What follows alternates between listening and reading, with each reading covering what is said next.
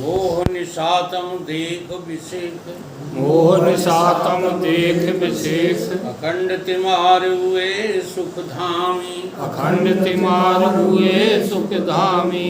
पूर्ण प्रकाश भयोर में, पूर्ण प्रकाश भयोर में। हिम द्वैत गयो लख एक ललामी, हिम द्वैत गयो लख एक ललामी। सद्गुण कुंज खिले मन मानस, सद्गुण कुंज खिले मन मानस। कर्मोलूक दुरे भवगामी, कर्मोलूक दुरे भवगामी। आत्म रूप विराज रहे, आत्म रूप विराज रहे। गुरुदेव को बारंबार नमामि, गुरुदेव को बारंबार नमामि। ब्रह्मचर्य वृत्ति सो अखंड धृति, ब्रह्मचर्य वृत्ति सो अखंड धृति। सुकृति सन्मार्ग किए जिन तय, सुकृति सन्मार्ग किए जिन तय। प्रकृति से परे विकृति को हरे, प्रकृति से परे विकृति को हरे। संसति संताप कियो जिन क्षय, संसति संताप कियो जिन क्षय। जगति में जितेंद्र करी जागृति, जगति में जितेंद्र करी जागृति। निर्मल सद्ज्ञान दियो निर्भय, निर्मल सद्ज्ञान दियो निर्भय। श्रोता समाज सभी बोलो, श्रोता समाज सभी बोलो। श्री सतगुरुदेव भगवान की जय, श्री सतगुरुदेव भगवान की जय। श्री सतगुरुदेव भगवान की जय। श्री सतगुरुदेव भगवान की जय। परम पूज्य निश्चलदास जी महाराज कृत विचार सागर तृतीय तरंग, गुरु और शिष्य के लक्षणों का वर्णन, गुरु भक्ति का क्या फल होता है, आदि सारे विषय इस तरंग में जो है आएंगे अपने विचार करने। तो विचार चल रहा था, पूर्व पक्षी ने ये कहा कि वेद की जो श्रुतियां हैं वो संस्कृत में हैं और संस्कृत में सभी लोग जो है योग्य नहीं होते,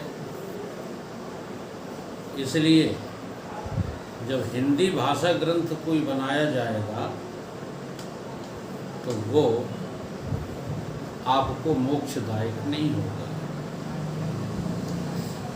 तब समाधान में ये कहा गया कि चाहे संस्कृत ग्रंथ हो, चाहे फारसी ग्रंथ हो, चाहे किसी भी वाणी में ग्रंथ लिखे गए हों, वो सतगुरु के द्वारा शोधित कोई हुई बात के सार को जो है प्रकट करते हैं। इसलिए भाषा हमारे मोक्ष वृत्ति को बांध नहीं सकती, इसलिए हिंदी ग्रंथ भी मोक्षदायी हो सकता, हो नहीं सकता, होता ही है। इसी को समझाने के लिए जो टिप्पणी दी गई है उसमें कई तरह के तर्क किए गए हैं। संस्कृत कहती है, संस्कृत ग्रंथ रचने वाले कहते हैं कि हिंदी ग्रंथ में त्रुटियां होती हैं, हिंदी ग्रंथ वाले कहते हैं संस्कृत ग्रंथ में त्रुटियां होती हैं। ऐसे कई एक तर्क वितर्क करके आखिर में उसका सार यही है कि ग्रंथ चाहे जिस भाषा में हो, उस भाषा का बोध यदि साधक को है तो वो उसी ग्रंथ, उसी भाषा के ग्रंथ से मुक्ति को प्राप्त हो सकता है। सीधा सा जिज्ञासु को ब्रह्मवेत्ता आचार्य की सेवा की कर्तव्यता, आगे का विषय है। अगर कोई जिज्ञासु है तो उसे ब्रह्मवेत्ता सतगुरु की सेवा अनिवार्य रूप से करना पड़ेगी।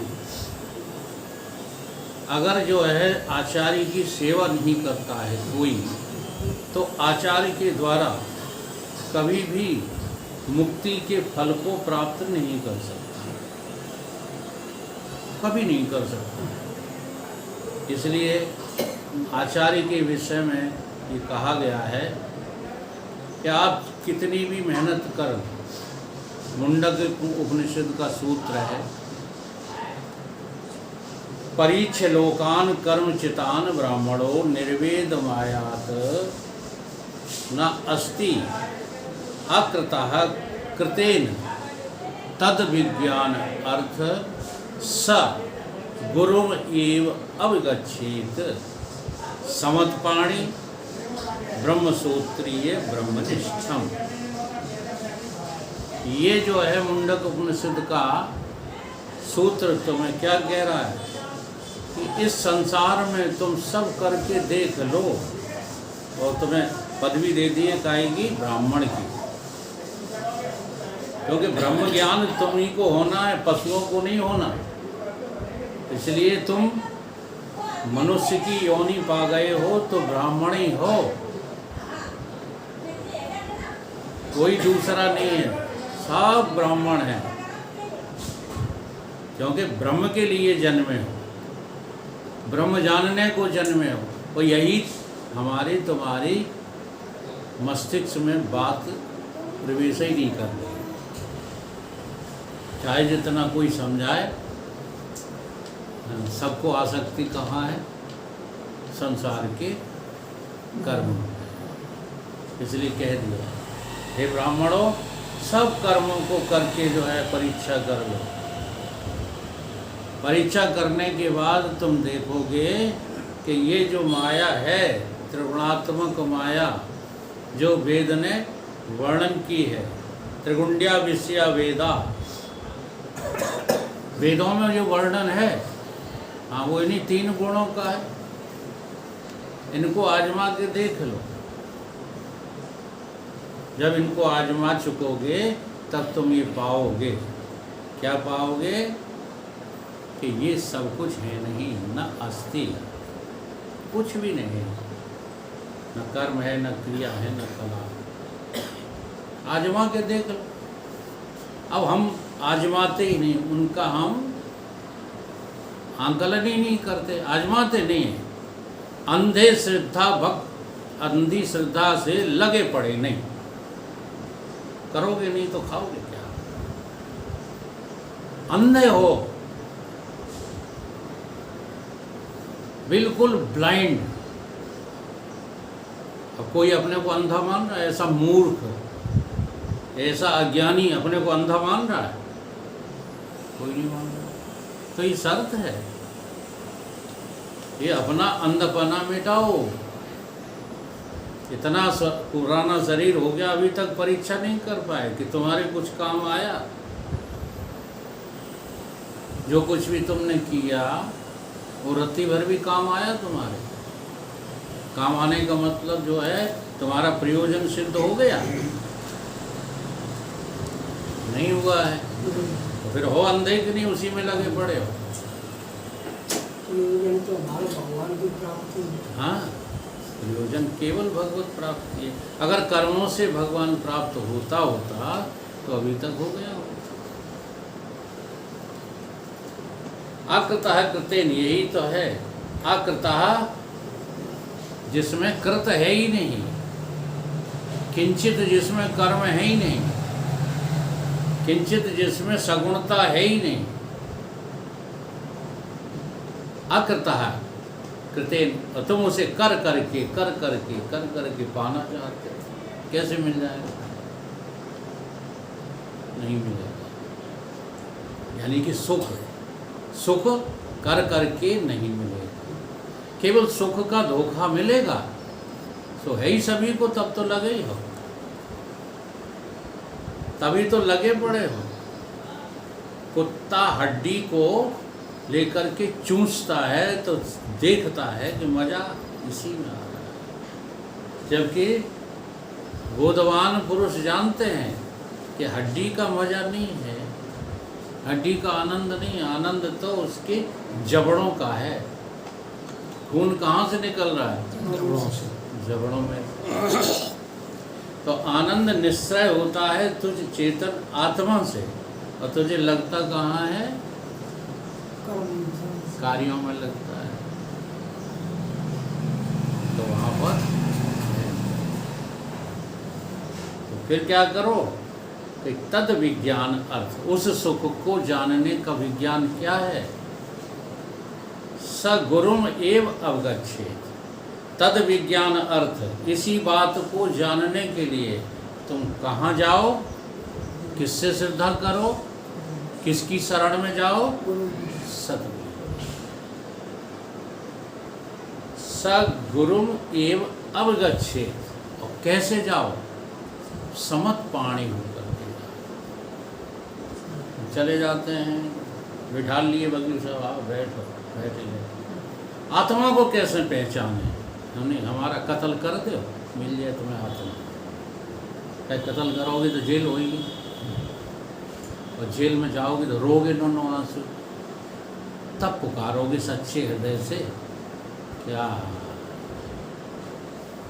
तो आज के साधक ऐसे, हद लगे न फिटकरी रंग चौक होया। समत पाणी का अर्थ बड़ा गहरा है। गुरु के प्रति समर्पण होने का अर्थ जो है बहुत गहरा है। सारी दुनिया नष्ट हो जाए, सारे संबंध छूट जाएं, यहाँ तक प्राणों को भी जो है हाँ दाव पर लगा दो गुरु को पाने के लिए, उसे समत पाणी कहते हैं। 4 से 10 रुपये न दिखाओ गुरु जी को। महाराज श्री कहा करते हैं, प्रवचन चित्रकूट में चल रहा था, तब कहते हैं कमरों में बैठे हुए हमारे दामादों आ जाओ। फिर समझाते हैं कि हमारे दामाद हैं। कैसे हैं दामाद? कि इनसे ही हमारा घर चल रहा है, आश्रम से तो चल रहे दानदाताओं से। हाँ, इसलिए इनकी बड़ी हमें मान्यता करनी पड़ती, तो दामाद हुए कि नहीं? तो गुरु के दामाद बन कर के न रहो, गुरु के प्रति समर्पित भाव, सब कुछ दे दो, सब कुछ समर्पित कर दो, सबका त्याग कर दो, तब जो है गुरु तत्व तुमको एहसास हो। ये तुम्हारा कर्तव्य है। जैसे भगवत प्राप्ति ही केवल तुम्हारा अधिकार है, ऐसे ही गुरु की सेवा ही तुम्हारा कर्तव्य कर्म है, और कुछ भी तुम्हारा कर्तव्य कर्म नहीं है। जचती है बात, ये जचती है ये बात, फिर लगे तो उसी में लगे, इसके विरोध और जचती है, असल में जचती नहीं है। अच्छी तो लगती है, परंतु जचती, जिस दिन आपको ये बात जच जाएगी मतलब बुद्धि में निश्चयात्मक रूप धारण कर लेगी, उस दिन से सतगुरु के अलावा और तुमको जिज्ञासु को कुछ भी नहीं चाहिए, कुछ भी। वाणी जाकी वेद सम कीजे ताकि सेव, भय प्रसन्न जब सेवत तब जाने निज भेव। जिसकी वाणी जो है हाँ वेदों की तरह निकलती है। अब देखो, वेद में जो बात कही गई है, सतगुरु के मुखारविंद से भाषा कुछ भी हो, जैसे रामकृष्ण परमहंस बिना पढ़े लिखे, लेकिन जब उनके मुख से कोई बात निकलती थी तो वो वेद सम्मत थी। ऐसे ही एक लड़का घूमता है सुबह हमारे साथ, तो कहता आप जो कुछ बात कह देते हो वो मुझे सब जो है जाकर के रामायण में गीता में मिल जाती है। समझ में आ रही बात?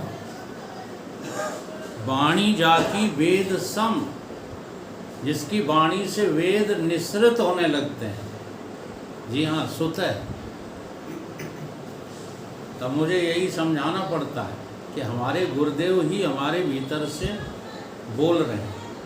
ये क्या है? गुरुदेव के प्रति समर्पण है। गुरु का शरीर बना हो या गुरु का शरीर चला गया हो, गुरु शरीर नहीं होते। इसलिए ज्ञानी पुरुष भी गुरु के प्रति सदा ऋणी रहते हैं। महाराज श्री गुरुदेव को कितनी चर्चा करते हैं अपने गुरुदेव। आजकल के विद्वानों को मैंने देखा अपने गुरु की तो बात ही नहीं करते, कभी नहीं करते, अपनी बात करते हैं। तो वाणी तो गुरु की है। वाणी गुरु की कहने का अर्थ क्या है? थोड़ा इस पर भी विचार कर लो। 4 वाणी होती हैं, वैखरी, मध्यमा, पश्यंती और परा। परा। तो वैखरी वाणी से तो सभी बोलते हैं, जितने भी मनुष्य हैं सब वैखरी वाणी से बोलते हैं। इस वाणी की जो शब्द हैं उनकी कोई वैल्यू नहीं है। उनसे यदि कोई जो है पूरे धर्मशास्त्रों को याद करके भी सुनाना सीख जाए,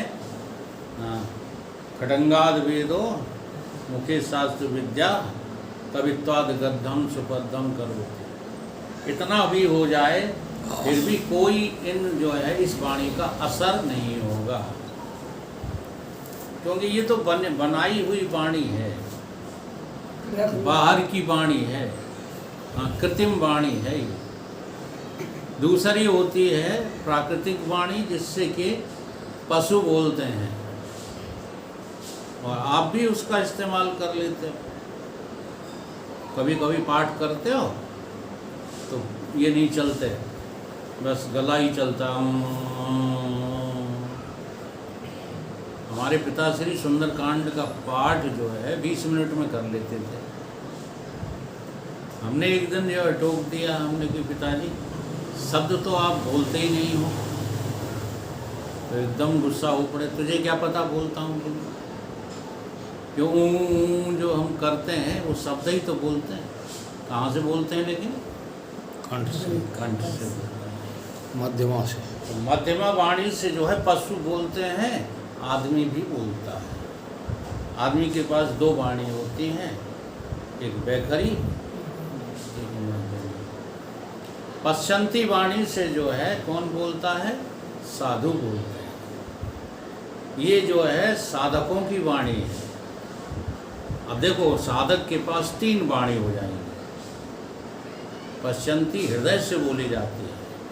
साधु का मतलब जो कभी झूठ नहीं बोलता, निष्कपट है, छल जिसके अंदर है नहीं, मोह कपट छल छिद्र न, जो हमेशा हृदय से बोलता है, नाटकी नहीं बातें नहीं करेगा, छल कपट की बातें नहीं करेगा, स्पष्ट बोलेगा। जो हृदय में उसके है वो स्पष्ट बोल देता है। वो कौन सी वाणी है? पश्चंती वाणी। और चौथी वाणी का नाम है परावाणी। उससे केवल जो है कौन बोलता है? ब्रह्मवेत्ता बोलता है। पश्चंती परावाणी से, तो परावाणी से ईश्वर बोलता है, परावाणी से गुरु बोलता है, सतगुरु बोलता है। तो जिसकी जो है वाणी वेद, उसी की वाणी क्या कहलाती है? वेद सम्मत वाणी कहलाती है। कीजे ताकि सेव, ऐसे सतगुरु की सेवा करना हमारा कर्तव्य है। सेवा का अर्थ क्या होता है? कीजे ताकि सेव, हाँ, सेव बना करके काट लो, खा जाओ। सेव का अर्थ क्या होता है?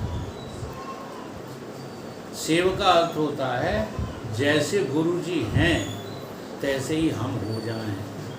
ये है सेव का अर्थ। कोई उनके जो है पैर दबाना, वो भी सेवा है, उससे हम इनकार नहीं कर रहे हैं। प्रथम सेवा तो वही है। हाँ, गुरु जी के चरणों का वंदन करना, उनके पैरों को दबाना, उनके शरीर का कष्ट देखना, उनके कपड़े धोना, ये सब सेवा है। लेकिन सारी सेवा पक पका के कब हो जाती है? सेवा पूर्ण सेवा जब हम उनकी वाणी का पूरा लाभ ले लेते हैं। भय प्रसन्न जब सेवत है, और ऐसी सेवा से जब सतगुरुदेव प्रसन्न हो जाते हैं। इसका आपने एक जो है दृष्टांत सुना होगा कि आदि गुरु शंकराचार्य भगवान के सेवकों में एक सेवक बहुत अनपढ़ था, बिल्कुल पढ़ा लिखा नहीं था, और उन्होंने अपनी गद्दी जो है उसको देने की घोषणा कर दी। तो सारे सेवक ईर्षा से जलने लगे। बड़े बड़े विद्वान थे। उन्होंने कहा कि इनको कुछ आता जाता नहीं है, और आपने इनको जो है गद्दी कैसे सौंपी? ये किसी को क्या जो है सिखाएगा? ये तो भैंसे की तरह आपकी सेवा में बस लगा रहता है। विद्या तो हमने पढ़ी है आपसे। उसने भी जो है आंखों में आंसू भर लिए, कहने लगा गुरुदेव हम इस गद्दी के योग्य कहाँ हैं? लेकिन जैसे ही उसने आदिगुरु शंकराचार्य के चरणों पे अपना सिर रखा है, तैसे ही सारी शंकराचार्य भगवान की अंदर की परावाणी उसके भीतर उतरी, और उसने जो है बोलना शुरू किया शास्त्रों का। तो कोई विद्वान उससे कभी भी टकरा नहीं सका। ये होती है सतगुरु की कृपा। लेकिन प्रसन्न हो जाए तब तो तुम्हें तो गुस्सा दिखाई देते हैं। दूर के गुरु तो जो है सर वो दिखाई देते हैं, प्रसन्न दिखाई देते हैं, और नज़दीक के गुरु तुम्हें अपना दुश्मन दिखाई देता है। दुश्मन उसे प्रसन्न करके दिखाओ, तो देख लो अपनी ज़िंदगी में चमत्कार। ऐसी बात नहीं, कैसे दुश्मन दिखाई नहीं देती है? दुश्मन दिखाई नहीं देगा। दुश्मन तो देखना चाहिए। दुश्मन नहीं देखोगे तो दोस्त कैसे देखोगे? हैं? दुश्मनी मरेगी तब दोस्ती जन्म लेगी। बड़ी गहरी बात है ये। विरोधाभास का नाम ही दुश्मनी होता है। हमको जो बातें जच नहीं रही गुरु की, हाँ, वो दुश्मनी ही है। अब कहाँ जच रही हैं? हम कह रहे हैं 60 के बाद जो है ये गृहस्थी छोड़ दो, अब तुम कहते हो कैसे छोड़ दो? यही विरोधाभास है, और क्या है? लगता ही नहीं है, बल्कि तुम अपने में समेट लेते हो गुरु को भी। क्या लगने लगता है? कभी पुरानी लोग। हाँ, वही मैं कह रहा हूँ। अब देखो क्या लगने लगता है कि यार ये कहते तो बहुत कुछ है, लेकिन हैं तो हमारे ही जैसे। हम दौड़ के घर जाते हैं तो ये हमको डांटते हैं, अपन भी तो दौड़ के घर ही जाते हैं। बड़ी ईमानदारी की बात है ये। लेकिन ये किस्सा भीतर का है, ये किस्सा बाहर का है ही नहीं। अब जब भीतर से तुम अपना घर त्याग दोगे तो वैसे ही जाते आते रहोगे शरीर से। तो जब तक शरीर रहेगा तब तक कोई ना कोई जो है झोंपड़पट्टी हो या महल हो या आश्रम हो, कहीं ना कहीं इसकी सुरक्षा तो करनी पड़ेगी। इसे दाना पानी तो देना ही पड़ेगा। वो तो सब ऐसे ही चलता रहेगा। लेकिन जब भीतर से त्याग होता ना, तब चमत्कार हो जाता है, चमत्कार। फिर हजारों लोगों की जो है मृत्यु हो जाए, अब भीतर वाला कहेगा कुछ हुआ ही नहीं।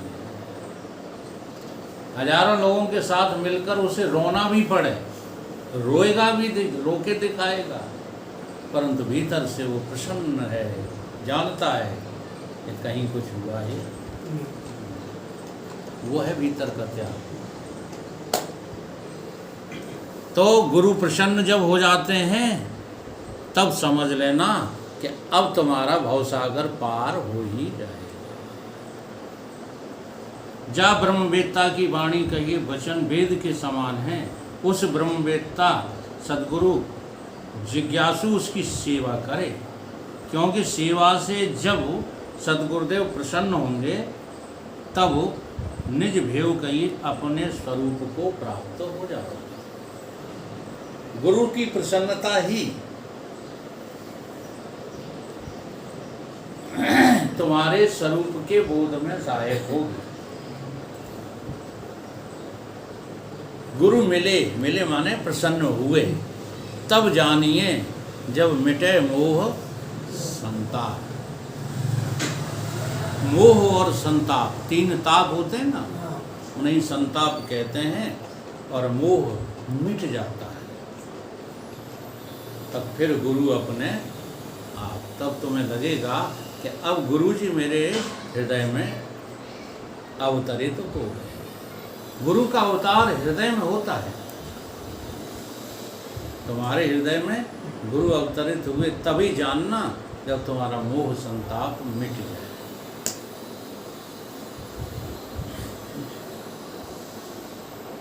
सो ऐसी सेवा सतगुरु की ईश्वर की सेवा से भी श्रेष्ठ है। ईश्वर की सेवा क्या है? अपने लिए कुछ न करना ईश्वर की सेवा है, ठीक है। और जब गुरु की सेवा तुम परिपूर्ण हो जाओगे तो वो ईश्वर की सेवा भी हल्की हो जाएगी, तुम भारी हो जाओगे, तुम श्रेष्ठ हो जाओगे। यह है सतगुरु की सेवा।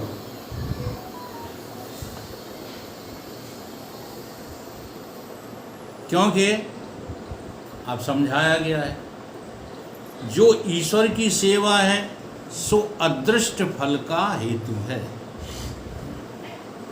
ईश्वर की सेवा जो है उससे आपको कौन सा फल मिलेगा? अदृष्ट। अदृष्ट, जो आपको जो है नजर नहीं आएगा।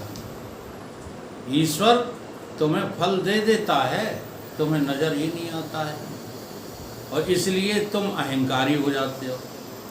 ईश्वर की सेवा का जो फल मिलता है उससे आप अहंकारी हो जाते हो।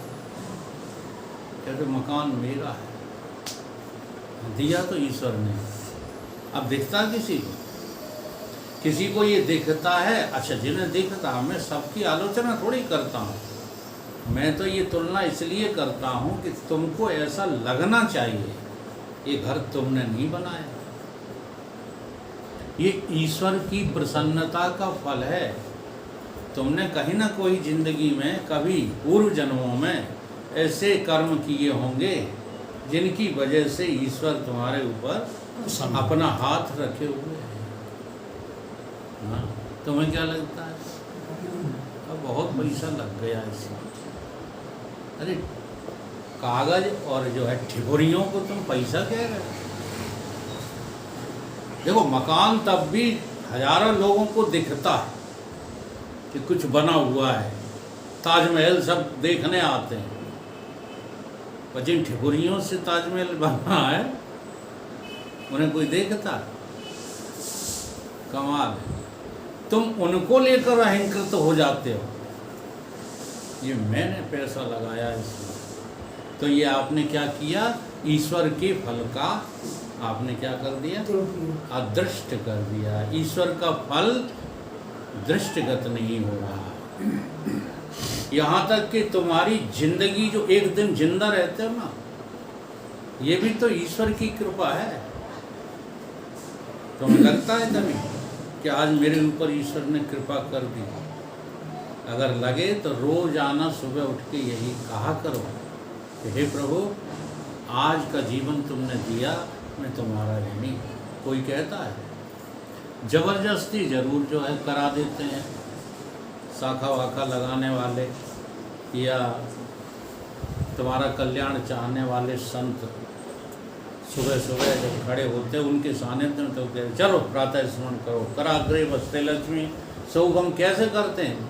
हाँ, रटी रटाई सौदा।